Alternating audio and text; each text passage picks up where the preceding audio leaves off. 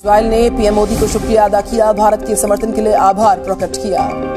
भारत ऐसे मुश्किल के समय पर इजराइल के साथ खड़ा है और पाकिस्तान की तरफ से हमेशा से यही कहा गया कि जी हम जो है जी वो खड़े हैं, फलस्तीन के साथ खड़े हैं, फलस्तीन का साथ दे रहे हैं। इस वक्त भी पाकिस्तानी मीडिया जो है और पाकिस्तान के लोग जो है वो मुसलसल शाबाशी दे रहे हैं हमास के लोगों को। खासकर अगर रिलेशनशिप देखे जाए तो भारत के रिलेशनशिप जो इजराइल के साथ बहुत पुराने हैं, जिसमें वो यहाँ तक कहते हैं कि हमारी जितनी जंगें हुई हैं उसमें इजराइल ने हमें सपोर्ट किया। प्राइम मिनिस्टर नरेंद्र मोदी ने ओपनली सपोर्ट किया इजराइल को, लेकिन इंडिया ने अपने दोस्त इजराइल का साथ नहीं छोड़ा, उसको सपोर्ट किया है। फलस्तीन के लोगों ने या हमास के लोगों ने पाकिस्तान का शुक्रिया अदा किया है कि पाकिस्तान जो है उनका साथ दे रहा है, पाकिस्तान उनके साथ खड़ा है। वैसे साथ खड़े तो हम पता नहीं किस किस के हैं, लेकिन अगर नहीं खड़े तो हम अपने ही साथ नहीं खड़े हुए।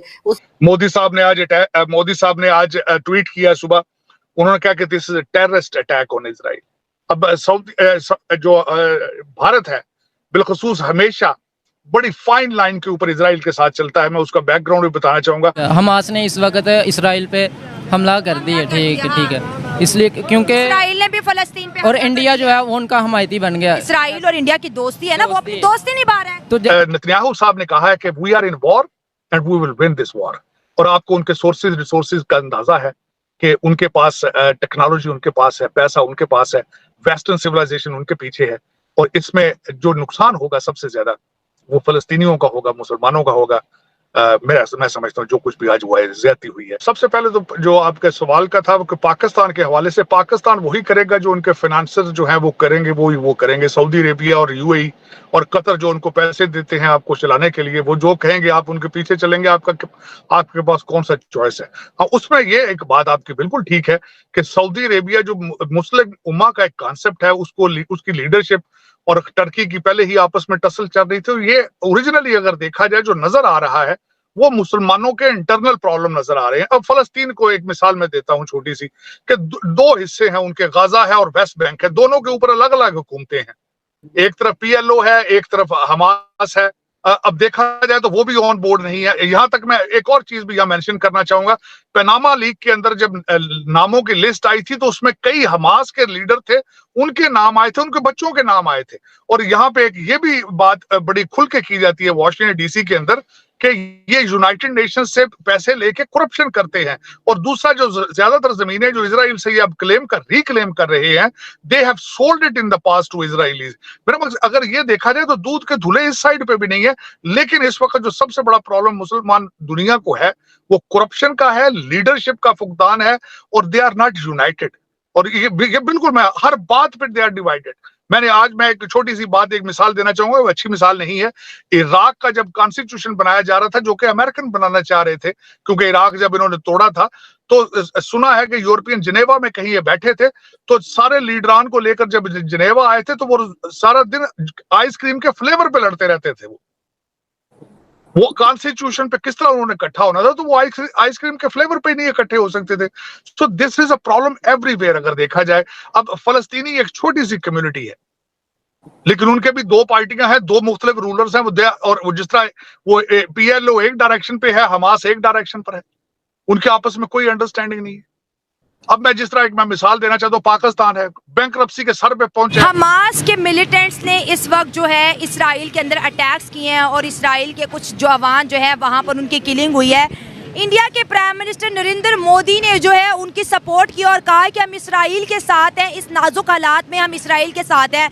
तो हम देखते हैं कि इंडिया की फ्रेंडशिप रशिया के साथ हो या इसराइल के साथ हो, जब भी उन पे कोई मुश्किल हालात आता है तो इंडिया खड़ा रहता है। तो सबसे पहले इंटरनेशनल लेवल पे उनकी जो सपोर्ट है, उनकी दोस्ती है, उसके बारे में क्या कहेंगे? इसराइल और इंडिया की दोस्ती के बारे में क्या कहेंगे? जी देखिए, इसराइल और इंडिया की दोस्ती के बारे में मैं यही कहूँगा कि जिस तरह से देखें वो एक नॉन मुस्लिम कंट्रीज़ हैं। Exactly. और वो कंट्रीज़ अगर एक दूसरे के साथ निभा सकती हैं इस तरह के महाज में, या कुछ भी हो जाए उनकी डिप्लोमेटिक मामला तो आपस में बहुत स्ट्रॉन्ग है। हाँ। तो पाकिस्तान को भी चाहिए कि अपने मामला इस तरह के जो ना स्ट्रॉन्ग करें। जैसे कि पहले गवर्नमेंट थी हमारी यहाँ पे, उसमें मैं जिक्र करना चाहूँगा स्पेशली देखें इमरान खान साहब का। उनकी गवर्नमेंट में उन्होंने OIC के इजलास तलब किए, पाकिस्तान सदारत करता रहा। उन्होंने मुस्लिम ममालिक को इकट्ठा किया। अच्छा। तो इसलिए हमें चाहिए कि हमारी लीडरशिप इस तरह की हो कि हम ममालिक को इकट्ठा करें, ताकि हम लोग जो है ना इंटरनेशनल महाज पे जो हमारी कंट्रीज़ हैं उनको सपोर्ट कर सकें, उनके साथ खड़े हो सकें। इसराइल ने गजा पर हमले किए हैं, फ़लस्तीन में हमले किए, बड़ा स्ट्रॉन्ग जवाब दिया है, लेकिन मुस्लिम दुनिया क्यों खामोश है? सवाल बहुत बड़ा ये है। मुस्लिम दुनिया को चाहिए ना कि वो एक दूसरे के साथ खड़े हों। खाली पाकिस्तान तो कुछ नहीं कर सकता, पाकिस्तान के बोलने से या पाकिस्तान के कुछ करने से कुछ भी नहीं हो सकता।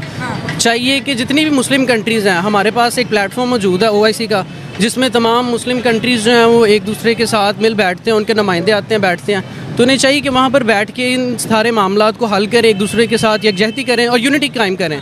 जब तक यूनिटी नहीं होगी तब तो कुछ भी नहीं किया जा सकता। सऊदी अरब ने इसराइल को एक्सेप्ट कर लिया, हम क्यों नहीं कर रहे? मोदी साहब ने आज ट्वीट किया सुबह, उन्होंने कहा कि this is a terrorist attack on Israel. अब जो भारत है बिलखसूस हमेशा बड़ी फाइन लाइन के ऊपर इजराइल के साथ चलता है। मैं उसका बैकग्राउंड भी बताना चाहूंगा। 1950 में इन्होंने रिकॉग्नाइज किया इजराइल को, लेकिन 1992 तक उनके साथ सफारती रिलेशनशिप नहीं रखे, और वो हमेशा, और हमास को वो कभी टेररिस्ट नहीं कहते थे। फलस्तीन के मामले में भारत हमेशा सेंसिटिव रहा है, क्योंकि भारत के अंदर जो मुसलमान पॉपुलेशन है काफी ज्यादा है, उसके हवाले से।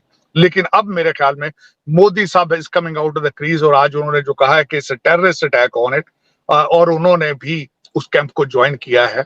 जो अमेरिका है इस वक्त, वो भी और जो वेस्टर्न कंट्रीज हैं उन्होंने भी सब इस वक्त they are getting behind Israel. हमारे जो सेक्रेटरी ऑफ डिफेंस हैं उन्होंने बयान दिया है कि हम हर चीज देने के लिए तैयार हैं इजराइल को अपने आप को डिफेंड करने के लिए। उसके बाद खासकर अगर रिलेशनशिप देखे जाएं तो भारत के रिलेशनशिप जो इजराइल के साथ बहुत पुराने हैं, जिसमें वो यहाँ तक कहते हैं कि हमारी जितनी जंगें हुई हैं उसमें इजराइल ने हमें